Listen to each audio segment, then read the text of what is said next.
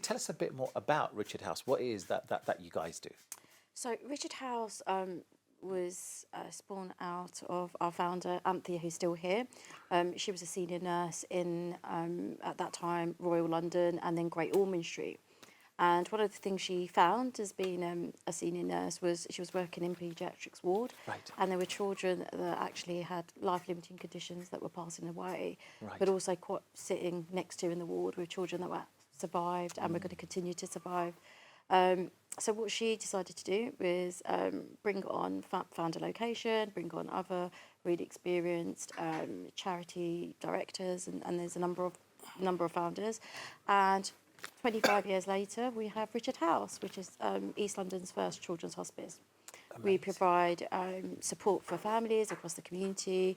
70% of the families we provide support to are Muslim, and the Muslim faith. And we provide palliative care, so end-of-life care. We also provide respite support and going out into the communities. So those children and families that have challenging life-limiting conditions, they're supported by our wonderful team of nurses and play care workers. Yes. Don't know if you want to add anything more? No, I think that summarises it well, but I think, a lot of it is actually providing support for the families initially, because some families know they're going to have a child born with a life-limiting condition before the child is born, so therefore we would start working with them at that very early point. Right. Others, obviously, they give birth, the mums give birth, and then obviously it's a real shock at that stage. And quite often those children spend quite a long time in hospital. And so one of the children who was at the hospice when I first arrived, who now is a lively child, probably about 10 or 11, they had been in hospital for about a year and a half, and their whole interaction with humans had been nurses, unfortunately, having to give them injections and stuff. Yes. So when they came to the hospice, they actually didn't want to be touched. They were shied away from that. So our team at that point spent a lot of time just almost reconditioning them to realise that being touched and being hugged was a positive experience. And that child is now, a fun-loving child.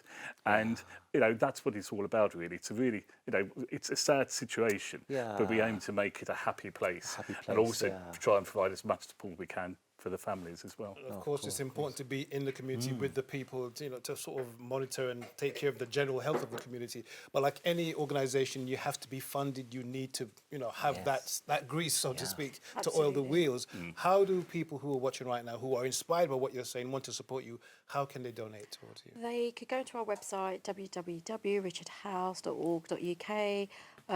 We look, with the cost of living crisis and the funding Hospice UK grants, and a lot of organisations similar to us are suffering from not getting funding in its normal way. So we rely 70% on donations. So please do donate. It's really important. We're in the heart of the East London community. We serve all the boroughs across East London, and there's 500, just in Newham alone, where we're based, there's 563 children that need our support. That need support. Or could come, Gosh. And we have only 5 bedrooms, 1 palliative care suite. We are trying to build 3 additional rooms, so to provide more support. And we go out, as your colleague rightly said, into the communities and support there as well.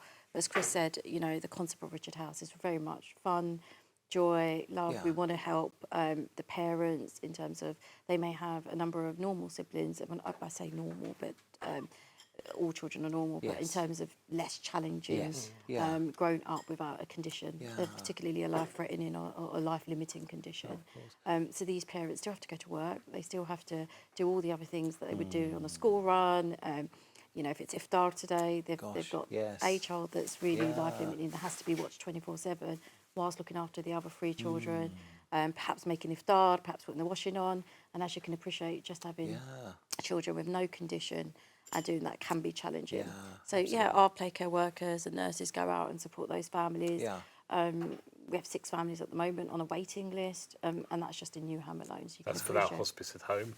So, and actually, though, if we raised our profile, we'd have more, and that's a big challenge for us because we've got more demand for our services than we can currently meet. And so we're actually having to let families wait, which is really tough on them, and obviously tough to have to say no at the moment. So what we're looking to do is expand our hospice at home service, which gives families a real break. But also, as Shabana has said, we need more bedrooms, and So we're actually looking to build so we can actually bring more children in, because we have either children where the children come to us to give the families a break, so they can go on holiday perhaps, or just have a bit of rest, and that's so necessary. And also the other plus of that is they can focus on the other siblings as well.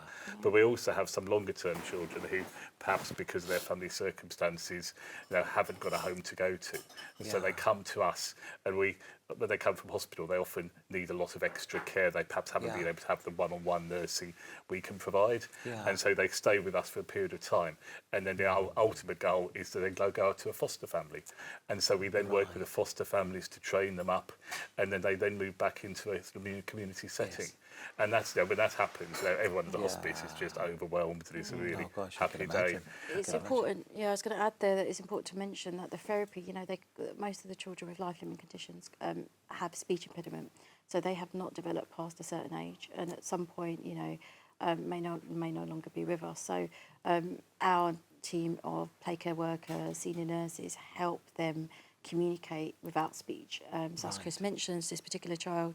I came in traumatised. We're almost like the transition place before they then sadly have to go into foster care because of socioeconomic issues, the parents having issues. And as a result, they may be with us for 9 months. And we've seen recently a lovely child, we'll call them LM just for protection and safeguarding reasons. But he came in 6 years old, wouldn't even lift up his head. I remember the first time meeting him, he held on to my little finger and wouldn't let go. It was just really in need of love, in need of joy. And actually through the music, he now is a little raver, bless him.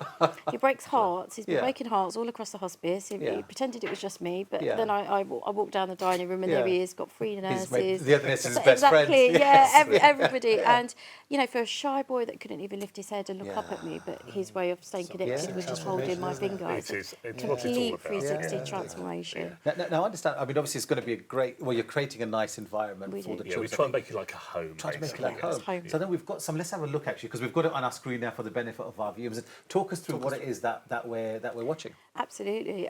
So you're in our fundraising office at the moment. We have all year round events. This is our garden. So we have siblings and children with life-limiting conditions who use our garden. When children pass away, we do have a memory element. So there are stones, there's different elements that they can use for bereavement. We offer bereavement counselling, also based at Richard House, and we can come to the to your homes for that. Here we have 2 of our fundraisers, Daniel and Azima, who both have worked with Richard House for some time, and we hold a number of events there for families as well. You are now walking into our Rainbow Suite, which is our palliative care end of life suite.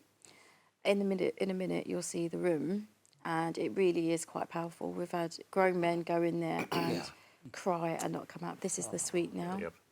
And this gives us a chance for the parents to say bye-bye, and because often, and sometimes children come to us having died elsewhere, and they can stay there for 2 or 3 days, and the whole family can say farewell in an appropriate way. Recently, we had a child up to 7 days in there. We also have 2 flats, so you can appreciate, particularly if you're talking about an ethnic minority that we're dealing with. They tend to have, as I said, with like my family, quite a big family. Now, if you're in hospital, you only get 2 members of a family at any one time on a ward saying goodbye.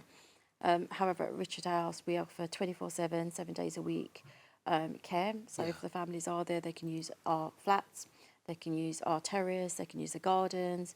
They can make it almost as much as comfortable as they can be while saying goodbye to their loved one. We offer, as we said, counselling services, and all our nurses are experienced in providing that support. But as your colleagues would have said, because they came down and spent time with us, it's a really joyful place, isn't it? It's very family focused. I'm really intrigued by that, because of course, when I hear of hospice, you are thinking end of life. It's quite a sad place, emotionally to be. It is. But it sounds like the team, and I guess this is courtesy of yourself, right, as a CEO, and encourage that within the team. It's almost like you've created a very positive atmosphere. How Absolutely. I guess that's key to this. It is. So, right? And often we actually, outside of when we're looking for funds, we actually just call it Richard House, because when a family does have a child with a life-limiting condition, it can be quite a challenge to accept that, and therefore by having Richard House, it makes it slightly less in your face, really, that you are in a hospice type situation. And this is very different. I think most people's view of hospices come from adult hospices. And there you're basically, on the whole, you go for a relatively limited period, effectively to die. But for us, the children, now we have a number of children now, we have an alumni group because they actually live into their 20s. And obviously that raises other challenges for the families, to be fair, because the service we provide only goes up to 18. But basically, so therefore you see these children develop. And you can actually see, you're creating magical moments. So the families have memories which are really positive. And the children themselves, they're just like normal children in many cases. So some obviously limited sometimes by the various issues they're facing. But they still want to engage. They still have the same drivers. So therefore, it is wonderful to see them enjoying themselves and laughing and giggling. And so actually, that's why it's a positive place. And it's not a place on the whole where death is really present that often. And if it is, we obviously deal with it very appropriately. But it's a very live place. It's a living place. And now the siblings come in and we have family events. So actually, there's a real positive feel. And we've tried to make it less like a hospital as well. We all get involved as well. We get involved in everything. So you'll see Chris and I at family events. And look, guys, thank you so much for being so informative and absolutely wonderful work. Lovely to be here. Thank you guys. Now, before we go for a break, quickly remind us, how can people support if they do want to support? www.richardhouse.org.uk. Go to the website. There's various ways to donate, or also volunteer. I mean, we love come and join the family and come and help us make a difference in the community. Absolutely. Fantastic. Thank you very much, guys. you. Absolute pleasure.